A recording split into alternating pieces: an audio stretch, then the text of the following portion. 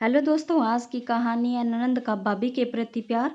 कैसी हो माँ? इस आज इतवार था तो सोचा आप सबसे मिल लूं। नीता ने घर में प्रवेश करते हुए कहा। अरे बेटा, अच्छा किया जो तू आ गई। बहुत दिनों से याद कर रही थी तुझे। आती रहा कर, बहन बेटियां आती जाती अच्छी लगती है। घर बहुत अच्छा लगता है।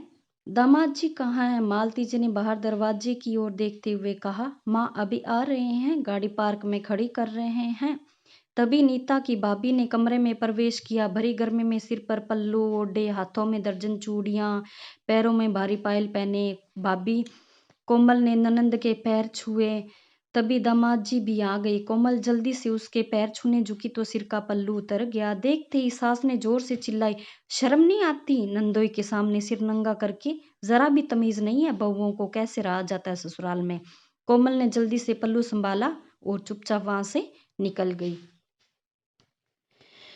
पूरे कमरे में सन्नाटा छा गया। अपनी माँ का ये बर्ताव देखकर नीता बहुत गुस्सा हुई। ये क्या माँ, आप अभी भी वही पुरानी सोच लेकर बैठी हो? मुझे देखो, मैं भी तो ससुराल से सूट पहन कर आई हूँ। और हाँ, मेरे ससुराल में तो मैं जींस भी पहना करती हूँ, कोई कुछ नहीं कहता।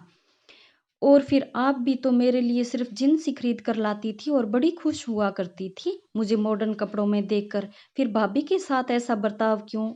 कभी अच्छा नहीं लगता ये। अरे चुप कर लड़की, तू इस घर की बेटी है और वो बहू। बहू को थोड़ी तो लाज शर्म होनी चाहिए। इतने भी मॉडर्न नहीं हुए हम कि संस्कारों को ही भूल जाए। नीता की माँ ने अपनी बहू कोमल की ओर घूरते हुए तंज कसा। पर नीता को अपनी माँ की ये बात बिल्कुल पसंद नहीं आई। वो झट से बोल पड़ी, माँ मैं नहीं मानती तुम्हारी दकियानुसी विचारों को।